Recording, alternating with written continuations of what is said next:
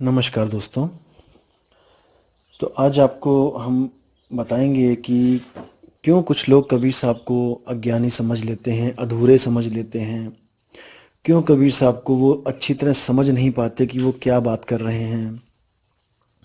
बाणियाँ उनकी ही लेंगे, अपना जो उल्लू सीधा करना जिसको कहते हैं कि अपनी बात मनवाने के लिए प्रमाणित उनकी ही बाणियाँ लेंगे कि देखो कबीर साहब भी कह रहे हैं।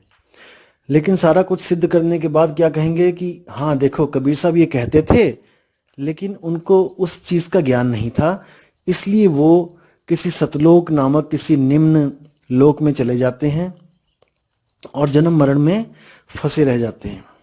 अब विचार करना दोस्तों, आपने देखा होगा कि कोई एक टीचर होता है जो पीएचडी करके आता है स्कूल में, और उसको पूरे स्कूल में हर क्लास के बच्चों को पढ़ाना होता है।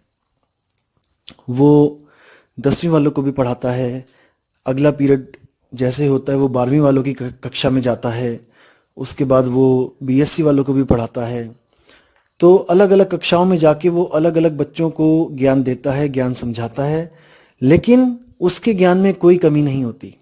वो पीएचडी कर चुका है। 10वीं वालों के पास जाके वो केवल 10वीं के सिलेबस के बारे में बताता है, और 12वीं वालों के पास जाकर वो केवल 12वीं के सिलेबस के बारे में बताता है, और बीएससी वालों को जाके वो बीएससी का सिलेबस समझाता है। तो अगर कोई कहे कि देखो उनकी वाणियों में उनके जो ज्ञान वो देते हैं, देखो 10वीं का ज्ञान है, उसमें 10वीं क्लास के बच्चों वाली बातें कर रहे हैं, तो वो बंदा उनको समझ नहीं पा रहा है। वो सोच रहा है कि वो केवल 10वीं तक की बात कर रहे हैं, इसलिए वो 10वीं में ही होंगे, शायद उनके पास 10वीं का ही ज्ञान है। और जो सोचता है कि देखो ये +2 या 12वीं की बातें कर रहे हैं, 12वीं का ज्ञान देते हैं, उनके नोट्स पढ़े होंगे कि टीचर ने क्या लिखा बच्चों को दिया, तो वो अपनी बुद्धि के अनुसार सोचता है कि शायद ये 12वीं तक ही पढ़े हैं। और जो बीएससी वाले हैं, वो उनके बारे में जब कोई पूछता है कि आपके टीचर कौन है, तो वो कहते हैं कि हमारे टीचर ये हैं और उनके ये नोट्स हैं। तो वो देखता है कि ये केवल बीएससी की पढ़ाई पढ़ा रहे हैं। हालांकि आपको भी पता है कि जो टीचर होता है वो पूर्ण होता है, और वो हर बच्चे को उसी के लेवल की बुद्धि के अनुसार पढ़ाता है। अगर कोई टीचर फर्स्ट क्लास के बच्चे को जाके 10वीं क्लास की पढ़ाई कराने लग जाए, तो वो आपको भी पता है कि वो समझ नहीं सकता। इन महाशय के साथ भी कुछ ऐसा ही अनहोनी घटना हो गई है, जो ये समझ नहीं पा रहे हैं कि कबीर साहब किसकी बात कर रहे हैं, कहाँ की बात कर रहे हैं। क्योंकि देखो धर्मदास की जो बुद्धि थी वो कहाँ तक काम करती थी। धर्मदास मूर्ति पूजा करते थे। आपको भी पता है कि धर्मदास और उनकी पत्नी जो थी वो मूर्ति पूजा करते थे। अब एक मूर्ति पूजक को तुम जाकर आत्मा परमात्मा की बात करोगे तो वो कभी नहीं समझ सकता, वो कभी नहीं जान सकता, क्योंकि उसको जो पुराने पंडितों ने, पुराने जो ऋषि मुनियों ने घोटा पिला रखा था कि ऐसे एक स्वर्ग होता है, वहां पर इंद्र होता है, और ये कृष्ण जी होते हैं, ये राम जी होते हैं, ये ऐसे पैदा हुए, ये ऐसे आए इस दुनिया में, ये लीला रची। तो इतना कुछ उनके दिमाग में भरा हुआ था कि वो आत्मा परमात्मा की बातों को नहीं समझ सकते थे। इसलिए कबीर साहब ने उनके ज्ञान को खट्टा करने के लिए, उनके ज्ञान को, जो उनको ज्ञान पढ़ा रखा था, जो रंग रंग रखा था, उस रंग को फीका करने के लिए कबीर साहब ने एक कहानी की रचना करी। उस कहानी की रचना क्या करी कि एक सत्पुरुष था, सत्पुरुष के द्वारा ऐसे ऐसे हम पैदा हुए, और हम लोग काल के चक्कर में आके यहां फंस गए, और वही काल की जो घरवाली है वो शेरावाली माता है, और उसके 3 बच्चे हैं जो ब्रह्मा विष्णु महेश हैं, और उनसे ये सृष्टि चल रही है। और यही पांचों हम सबको फंसाने के लिए ही ये सारी लीला करते हैं। जितने भी इन्होंने लीला करी हैं, ये सब जीव को फंसाने के लिए, अपने तक ही सीमित रखने के लिए ये लीला करते हैं। जब ये ज्ञान धर्मदास जी ने सुना और ये भी पूछा कबीर साहब से कि क्या ये सत्य है, देखो एक बार में विश्वास नहीं किया, उन्होंने समझाया कि हाँ यही सत्य है, तो उनके मन से इन पांचों के लिए श्रद्धा खत्म हो गई। देखो पहले तो आपकी श्रद्धा खत्म करवानी पड़ेगी, जिन आप पुरानी श्रद्धाओं में लगे हुए हो। अब ये तो हो गई ये कहानी जो धर्मदास की श्रद्धा खत्म करने के लिए बताई गई, क्योंकि धर्मदास के पास इतना विवेक नहीं था कि वो आत्मा और परमात्मा को समझ सके। क्योंकि अगर इतना विवेकी होता तो पत्थरों को पूछता ही ना, वो पत्थरों की तरफ देखता ही ना। उसको पता होना चाहिए था कि जड़ और चेतन में क्या फर्क है। पत्थर निर्जीव है, पत्थर तो अपनी सफाई खुद भी नहीं कर सकता। आप मूर्ति बना लो, उसकी भी सफाई एक चेतन आत्मा से ही करवाई जाती है। एक चेतन जीव से ही करवाई जाती है। इसलिए इन महाशय ने क्या सोचा कि सतलोक जो है वो वही लोक है जहां से कबीर साहब आते हैं। देखो, अब इन्होंने एक वीडियो में और बोला कि जो पुरुष जहां से आता है वहीं तक उसकी सीमित होती हैं शक्तियां, वो किसी और लोक में नहीं जा सकता। जहां से जो पीर फकीर आया है जिस लोक में, वो उसी लोक की वाणी कथेगा और अपने ही लोक तक वो लेके जाएगा। अब सोचो, अगर कबीर साहब केवल सतलोक से आए हैं, जो इसके कहने के अनुसार जो निम्न लोक है, तो कबीर साहब की वाणियों में अलख लोक, अगम लोक, अनामी लोक के पुरुषों की व्याख्या क्यों है कि वहां पर जाओगे, सतलोक तक जाओगे तो इतने करोड़ सूर्य का प्रकाश होगा, आगे अलख लोक में जाओगे तो अरबों सूर्य का होगा, आगे लोक में जाओगे खरबों सूर्य का होगा। क्या कबीर साहब वहां गए हैं?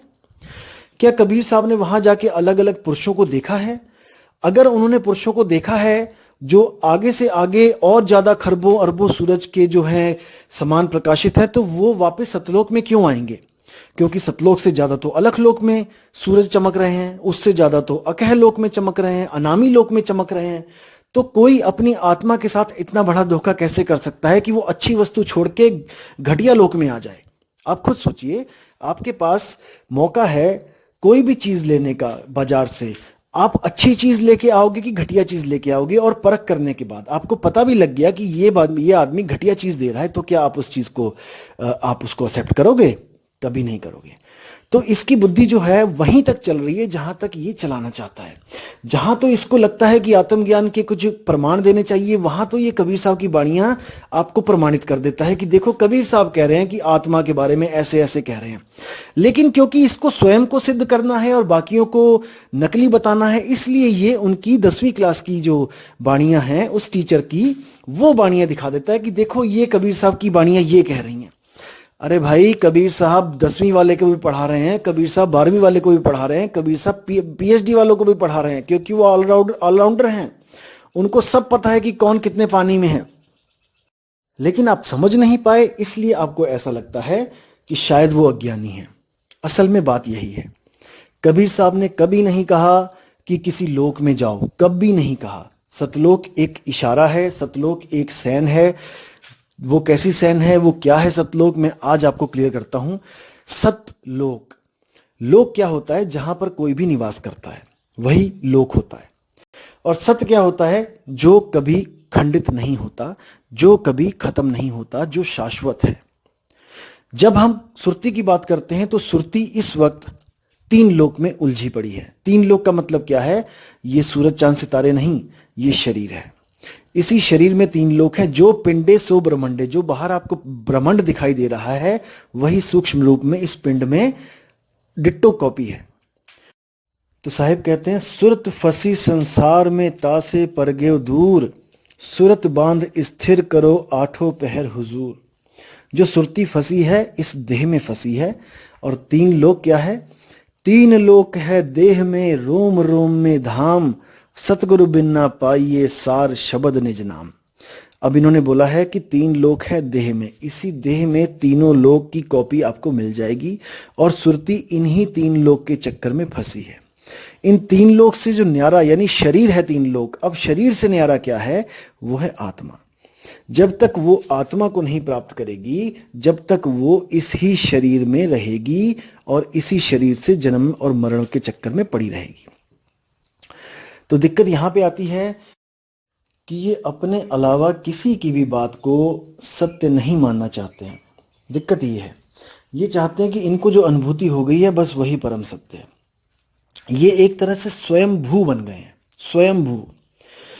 तो स्वयंभू के लिए कबीर साहब ने बोला है कि बड़े बड़े स्वयंभू यहाँ पे आए जिन्होंने बिना गुरु के ज्ञान प्राप्त किया, जैसे महात्मा बुद्ध भी थे। तो उन स्वयंभू, वो स्वयंभू भी उस तत्व को नहीं प्राप्त कर पाए जो निहित तत्व है, जो तत्वों से परे है। उसको तत्व क्यों बोला? क्योंकि उसकी भी कोई हस्ती है।